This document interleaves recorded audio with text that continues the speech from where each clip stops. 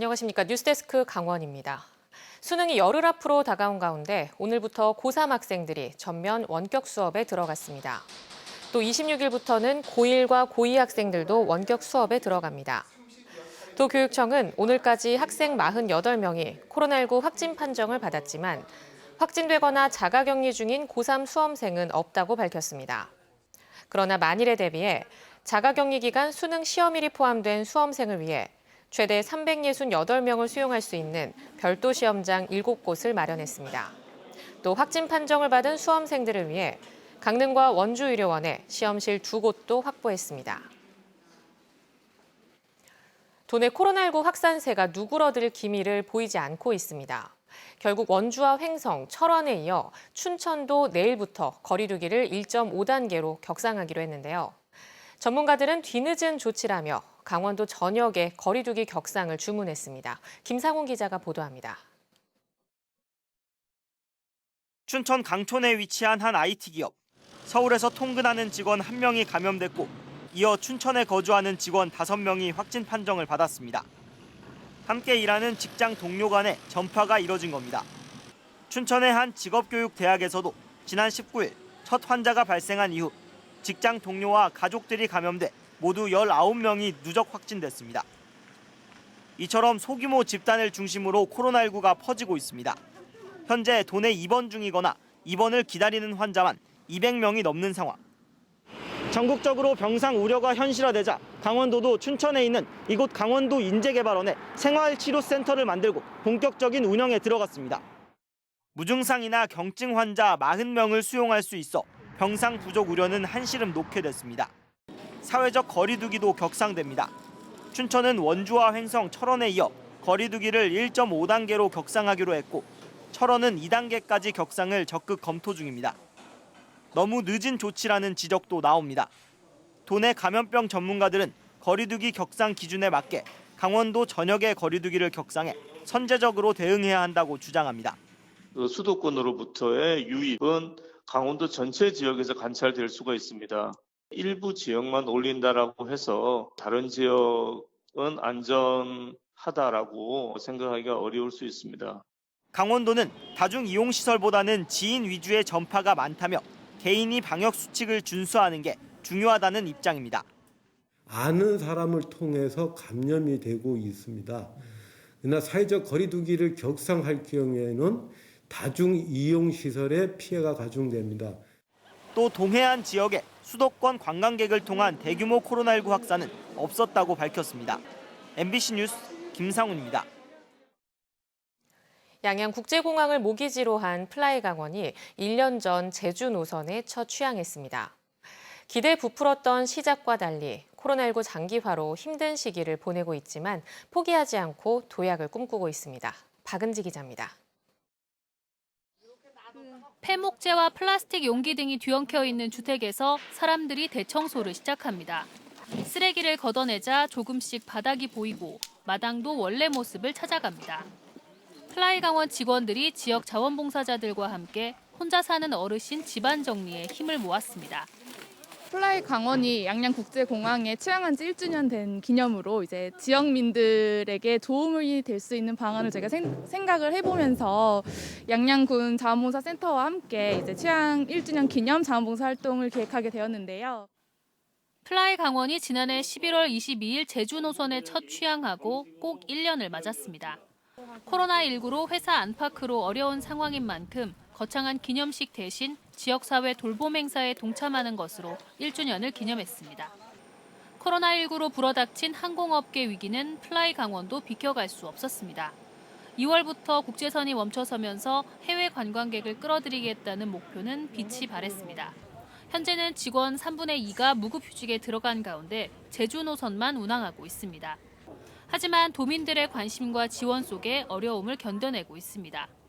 지역 항공사 이용하기 캠페인으로 무제한 티켓은 1,000건, 8억 원가량 팔렸습니다. 7월에는 누적 탑승객 10만 명을 돌파했고 제주 노선은 이달 말까지 예약률이 85%를 넘습니다. 플라이강원은 10월부터 몸집을 최소화하고 버티기에 들어간 가운데 제주 노선의 예약률이 증가하면서 연말부터는 제주 노선 운항을 증편할 계획입니다. 매각설까지 나오는 등 어수선한 분위기 속에 플라이 강원은 스스로 해법 찾기에 나서는 등 차분하게 내년을 준비하고 있다고 밝혔습니다. 강도 높은 자구 노력을 통해 강원도 모기지 항공사로서 역할을 다할 수 있도록 노력하고 있고, 다양한 강원도 관광장을 활용해서 다양한 연령층의 고객을 유치하기 위해서 노력을 지속할 예정입니다.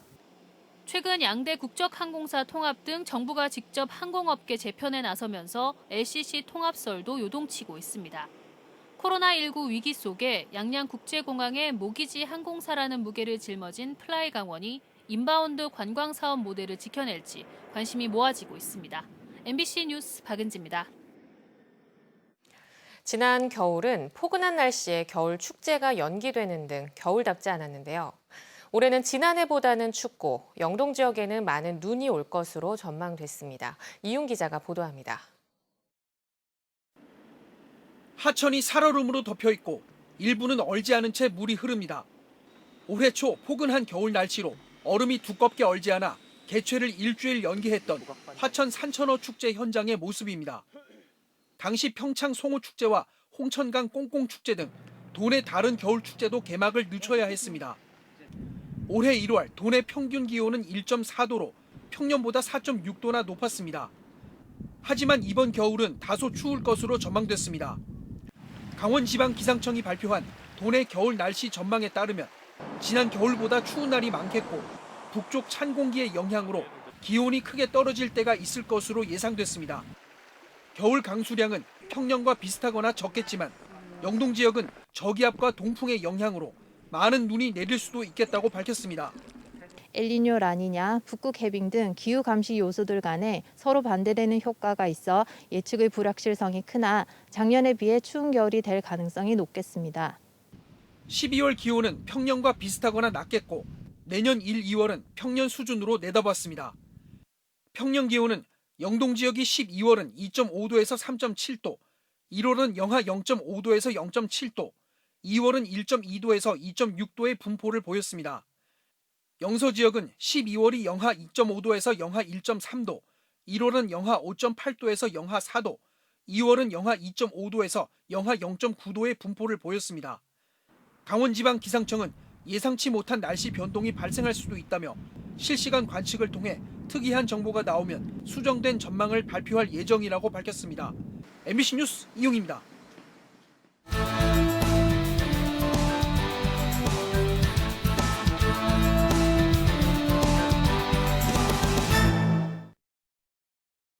강원도 내 유일한 코로나19 청정 지역인 정선군이 코로나19 발생 시 대응 체계를 긴급 점검했습니다. 정선군은 오늘 경찰서, 소방서, 교육지원청, 강원랜드 등과 긴급 점검 회의를 열고 초등학교와 사우나 등에서 코로나19 확진자가 다수 발생하는 가상 상황에 맞춰 시간대별 대응 태세를 점검했습니다. 정선군은 현재까지 코로나19 확진자가 발생하지 않아 도내 유일한 확진자 미발생 지역으로 남아 있습니다. 민가시 개두릅 묘목을 무상으로 주고받은 강릉시 농업기술센터 소장과 강릉시 의원이 재판을 받게 됐습니다. 춘천지검 강릉지청은 지난 2018년 11월 개두릅 묘목 수백 그루를 무상으로 공급한 강릉시 농업기술센터 소장과 이를 받은 강릉시 의원 B씨를 부정청탁금지법 위반 혐의로 불구속 기소했다고 밝혔습니다.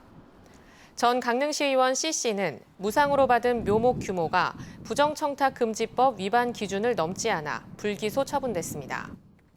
당시 강릉시 농업기술센터는 민가시 개두릅을 농가에 유상 공급했지만 전현직 강릉시 의원에게는 무상으로 공급해 특혜 의혹이 불거졌습니다. 속초시가 2021년도 예산안으로 올해 본 예산보다 451억 원 증가한 4,556억 원을 편성해 시의회에 제출했습니다. 속초시의 2021년도 본 예산은 일반 회계 3,713억 원, 특별 회계 843억 원으로 올해보다 각각 7.97%와 26.58% 증가한 규모입니다. 세입 증가는 신규 아파트 건설과 입주에 따른 재산세 증가를 비롯해 국도비 보조금이 늘어난 것 등이 원인으로 분석됩니다. 주요 사업으로는 수소전기차와 전기자동차 보급 91억 원, 영유아 보육료 69억 원 등입니다. 양양군이 직접 운영하는 농가 직거래 쇼핑몰 양양몰이 인기를 얻고 있습니다. 양양군에 따르면 올해 코로나19로 비대면 쇼핑이 늘면서 지난달 말까지 매출액은 5억 원을 넘었고 하루 평균 320건의 주문이 접수되고 있습니다. 양양몰에는 100여 개 업체가 입점해 120개 품목을 판매하고 있는데 양양군은 택배비를 지원하고 있고 포장재 제작과 상품 구성 등도 지원할 계획입니다. 발전 공기업의 안전사고 피해자 대부분은 하청업체 소속인 것으로 나타났습니다. 발전 공기업 5개 회사가 국회에 제출한 자료를 보면 지난해부터 올해까지 안전사고로 인한 사망자와 부상자 61명 가운데 하청업체 직원이 55명으로 90%를 차지했습니다. 같은 기간 사망자는 2명으로 서부발전과 중부발전에서 하청업체 직원이 각각 1명씩 숨졌습니다. 속초문화예술회관 개관 30주년을 기념해 뮤지컬 비보이를 사랑한 발레리나가 공연됩니다. 속초시는 12월 12일 토요일 오후 3시 속초문화예술회관 대공연장에서 뮤지컬 비보이를 사랑한 발레리나를 공연할 계획입니다. 예매는 오는 24일부터 속초문화예술회관 홈페이지에서 가능하며 관람은 객석 거리두기 등을 따라야 합니다. 속초시와 고성군이 폭설 대비 종합대책을 마련해 추진합니다. 속초시는 재난상황실을 꾸려 폭설 정도에 따라 비상 1에서 3단계를 설정해 201km 구간에 최대 115대의 장비를 배치하고 제설제 뿌리기와 눈 밀어내기, 실어내기 등을 실시합니다. 고성군은 5개 읍면과 시가지에 제설함 82곳을 준비하는 한편 고립이 우려되는 14개 마을에는 보고 책임 담당자를 지정해 신속 대응하기로 했습니다. 삼척시는 농촌 인구 고령화 등 일손 부족 문제를 해결하기 위해 벼농사 자동화 비율을 높여나가기로 했습니다. 이를 위해 내년에 국비 2억 원을 확보해 무인 자동 물관리 기술과 무인 이양기 등을 도입할 계획입니다. 강원 뉴스 마칩니다. 시청해주신 여러분 고맙습니다.